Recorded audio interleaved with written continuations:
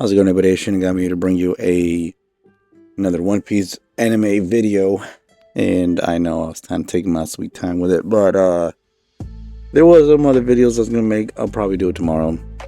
I'm a little bit exhausted from the whole week, working overtime, doing other shit like that. You know how it is, just being a working man. You got to do what you got to do, and sometimes you just don't have the time afterwards to do what you want to do.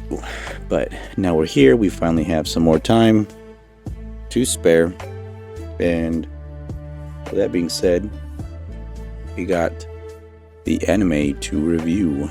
I'm not gonna obviously show any clips because I will get copyrighted. I've already attempted it before, and because it is current, yikes, cannot do that. But I have seen we could definitely show screenshots, and we will do so. So with that being said, this is episode 1153 of the anime. I forgot the title, but it doesn't matter at this point. Kind of have a little bit of a recap here going on, where we have Bonnie doing her thing with fucking Luffy, you know, stopping Saturn from attacking the ship, and her Saturn obviously attacking Bonnie. Some crazy imagery that we got going on here, right? You know, you see him fucking terrified, saying, you know, she's just an imitation, an illusion, and some badass fucking animation going on here. Again, I wish I could play the animation for you, even whether it's muted or not. It still counts as copyrighted. But you have Bonnie here with her distorted future, making her a Nika form, if she were to be one, and Luffy pulling up with the fucking assist, being like, oh, you ain't gonna stop her, I'm gonna make sure of that. Fucking short work. This dude getting his ass bullied by her. Yeah, again, I would like to play it, but you kind of see fucking just sends him flying with those fucking freeze frames right there. Nika punch, and they just bombarded this motherfucker, tearful as it can be, bro, I'm telling you. And he gets his ass sent flying. Luffy laughing up a fucking storm. It's amazing. And then we get some shorts from everybody here. We got fucking Iceberg over on Water 7, Vegapunk with the message still continuing, I want you all to protect yourselves. And, you know, bro, it's just nice to see our boy Iceberg and his new secretary that isn't going to try and fucking assassinate him. We got fucking Judge and Caesar butting heads. No matter what happens, we see the wizards from Witheria, or scientists obviously, but it's nice to see them again in the new animation style. I believe in human wisdom as it moves on.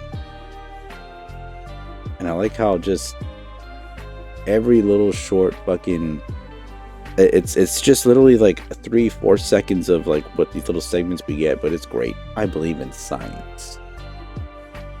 And then we see there Emmett standing proudly.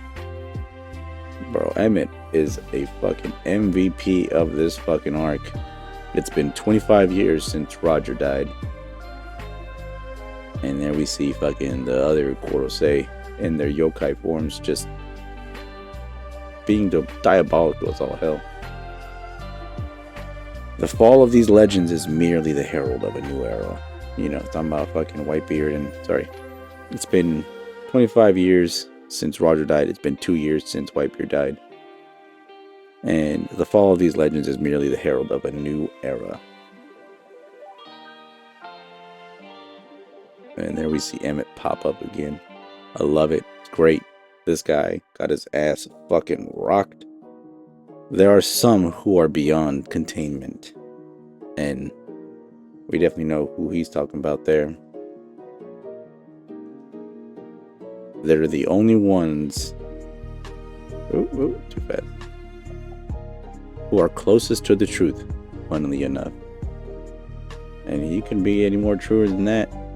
I love this shit, bro. It's fucking lit at this point. sad fucking Bonnie, but she's happy at least she got to fucking defeat her fucking big mortal enemy in her life. There we see fucking Luffy laughing up a storm from this whole fucking thing. Well done, says Luffy to fucking Bonnie. We see there that the Sunny is on its way to get the fuck out of there, and is being chased by this huge ass motherfucker in the back. Boom, right there above the fucking skies. He is flying high.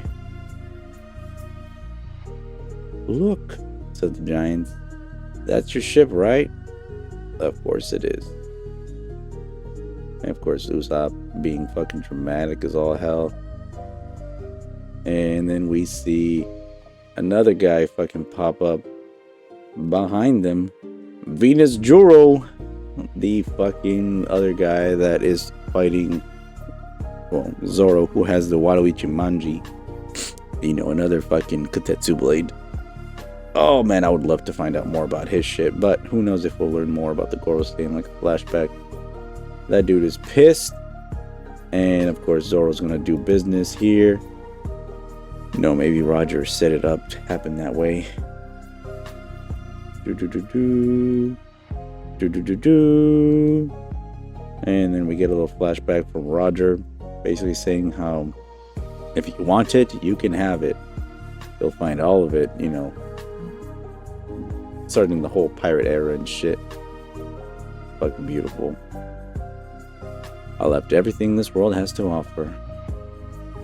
And then we see there another image of fucking Rayleigh. It's not certain that the person who gets it will be the one Joy Boy wanted to have it, but you know, fate has a funny way of playing out the way that it needs to.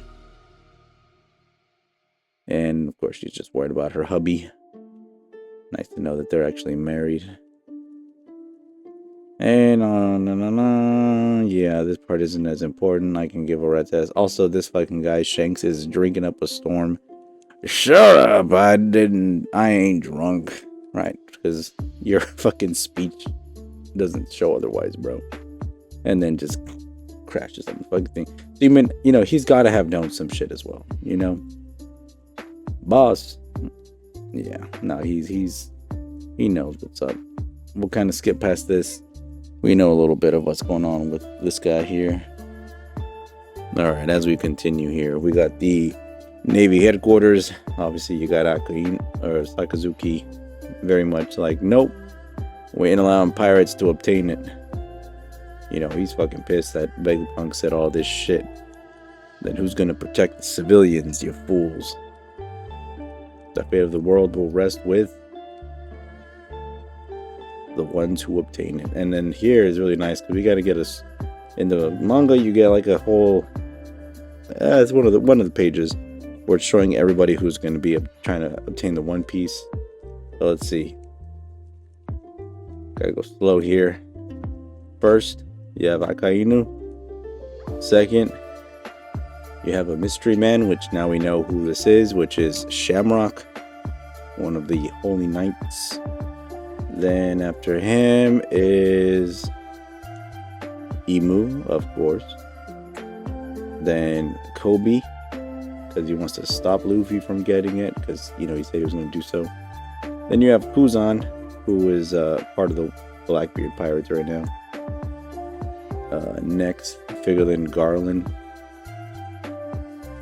Am I going to get the fucking middle section? Hold up. Oh, it's fucking no sound. Yeah, so there you go. Sabo, right there in there. Who else is after him? Oop, too fast. Buggy, who's losing his shit because Crocodile's just like, come have a seat with us. We gotta discuss some shit that you kind of set in motion unbequested of them. Next, Shanks, of course, brother of Buggy. Not actual brother, but you know, battle buddies. Then, of course, Luffy, the main man of the series. Ooh, if he doesn't get the One Piece, bullshit. I'm surprised they didn't put Blackbeard there, unless I missed it in one of these. No, he's not in it. Oh yeah, here's the title. Am I wrong? The upheaval of an era. The color of the Supreme King that leads Luffy. And then from here we just kind of keep going on from spot to spot. You know, people saying, you know, hey, this guy's a genius. Let's fucking hell. He confirmed that, you know, pirates are gonna find it. You got the people from Impel Down who are just ecstatic to hear that, hey, pirates are gonna be the ones to do some shit finally. Let's go, you bitch boys. And obviously they can't really stop the broadcast in the jail because Vegapunk hacked it to where every single transponder snail that can broadcast, whether visually or audibly, does so. That way it is fully uninterrupted. And then you got their Kobe, who's basically saying, you know, and he gets a little flashback of Luffy saying, I'm going to be king of the pirates. And basically Kobe saying, you know, I'm not going to let you do that. I'm going to have to prevent you. Everybody here, Buggy, happy for him. And then there we see a fucking crocodile in the back. And a little bit fucking being like, hey, yo, come have a seat. We need to talk, buddy. And he's like, oh, right. Shit. Caribou, I don't give a fuck about that part. And then here, last part, we see fucking Egghead before his final goodbyes. Gets stabbed by fucking Workery. The bitch fucking breaks off one of his arms. The transponder snail falls and gets hurt a little bit. Oh wait, did we actually miss when he fucking shot off the thing? No. So whatever, that falls. Thing goes blank for a minute, and then he kind of gets back up, and he's like, you know what? Yeah, sorry, everything gets fucking interrupted there. But oh no, so yeah, that's what happened. So yeah, obviously he gets stabbed. The transponder snail goes blank because it dies, and unfortunately the message is finally stopped, but not before, you know, Emmett is not dead yet. He's still barely pushing through. The fucking Dory and Broggy are just hoping that the Iron Giant is okay. And then, you know, I think the broadcast is done. We see there's some fucking nasty imagery of Saturn, bitch ass being resurrected, revitalized. And of course, they're fucking worried, Nami and them, because they see this fucking guy, Venus Joro. And as we continue, we see that hold up, what do you say? I'm sorry, Joy Boy. And you know, he's over here talking to Luffy. Luffy's just like, are you okay, Giant Robo? I just want to apologize. I know there's no chance you're alive. Are you mistaking me for someone else? Says Luffy. Obviously, he looks just like you, so I feel nostalgic.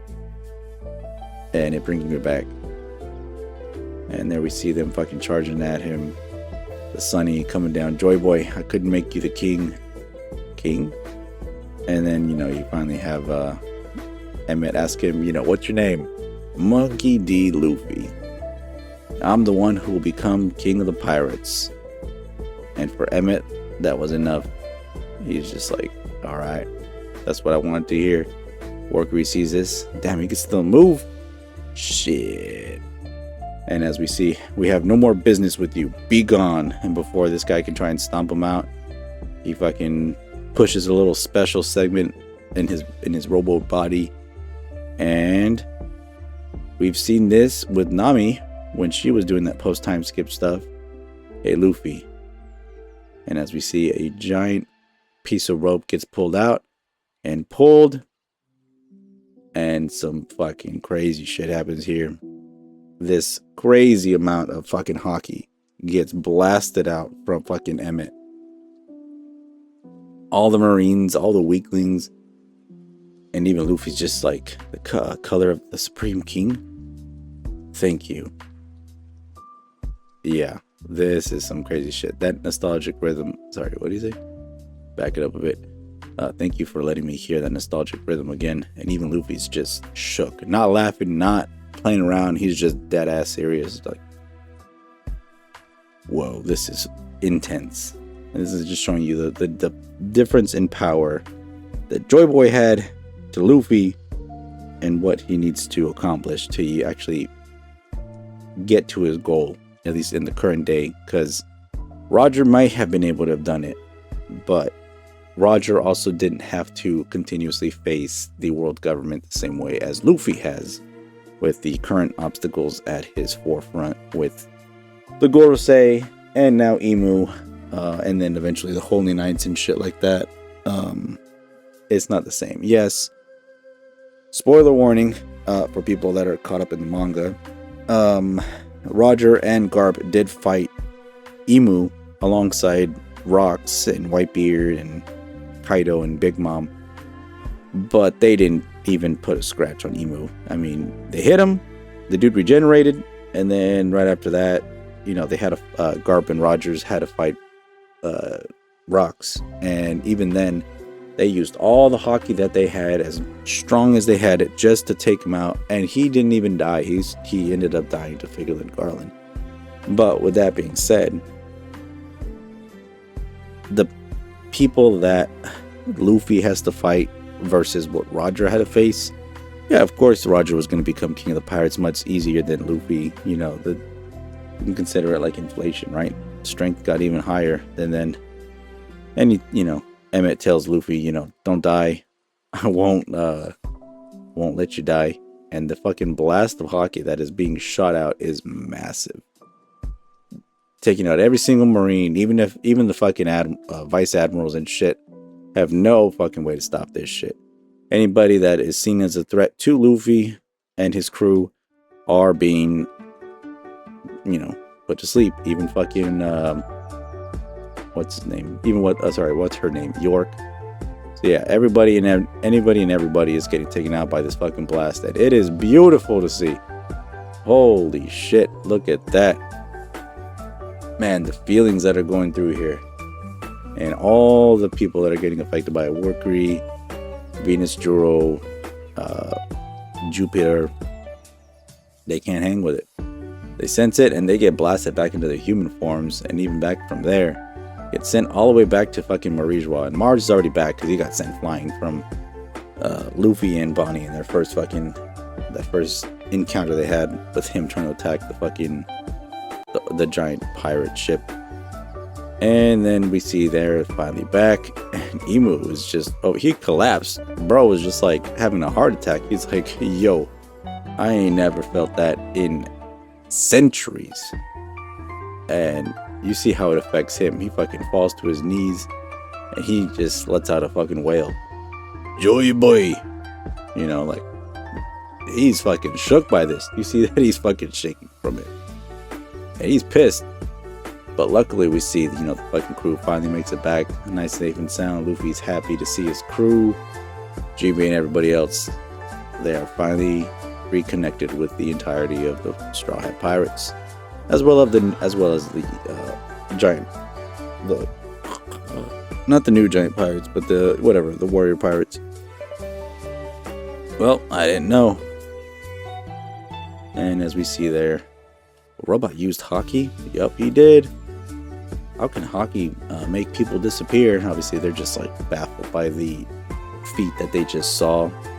Everybody else is pretty happy to finally be reconnected. And then we see there, Saturn is the only one left, since he was actually there in person. Now he's weakened because he's having to fucking use his cane actually to crawl up to this fucking guy. Looks him dead ass in the eye. Sees what he failed to actually take away, because if his job back, was it 200-300 years ago, was to destroy this giant iron giant that attacked Marijwa. He did not do so, and because of so will have repercussions. And unfortunately, we finally slowly see Emmett fading away, and then we get the voice of Joy Boy, which I wish I could play it for you, I swear, because you hear it and you're like, that sounds like an older Luffy, you know?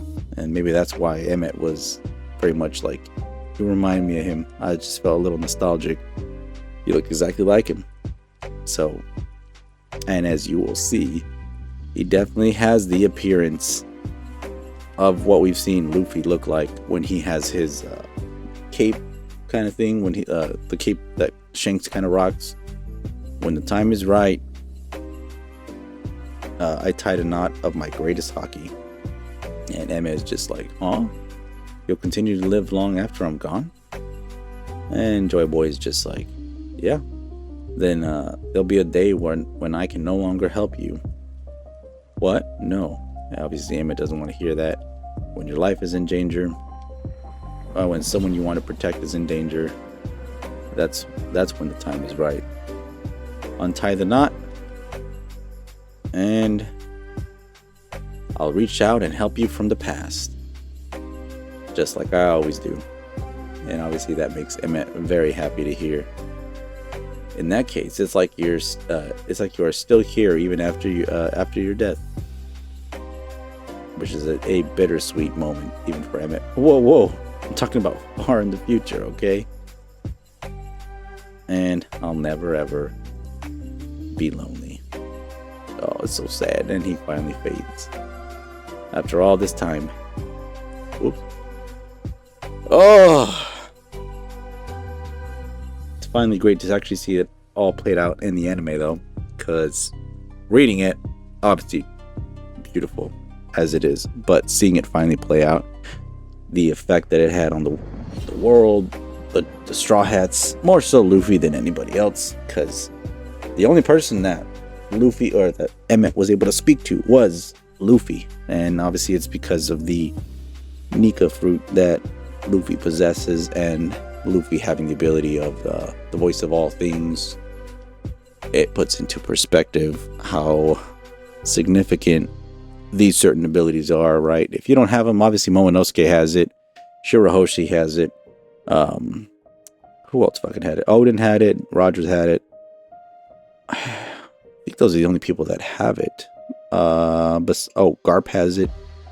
So obviously other people possibly would have been able to hear it if they were here on the island, but they weren't, and the only one that could, it made him look a little crazy. Well, Luffy, but it all ties it in together very nicely. And we're finally wrapping up. We got about 3 more weeks of December. Am I tripping? Is it 3 more weeks? Let's see.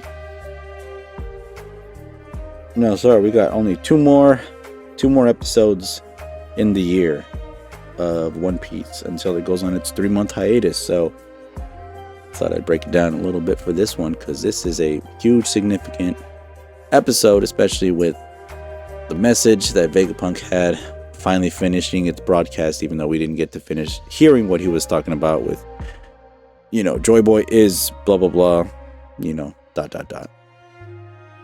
Obviously, it got interrupted once. Sucked for that, because we were about to find out what it meant to be a member of the D family.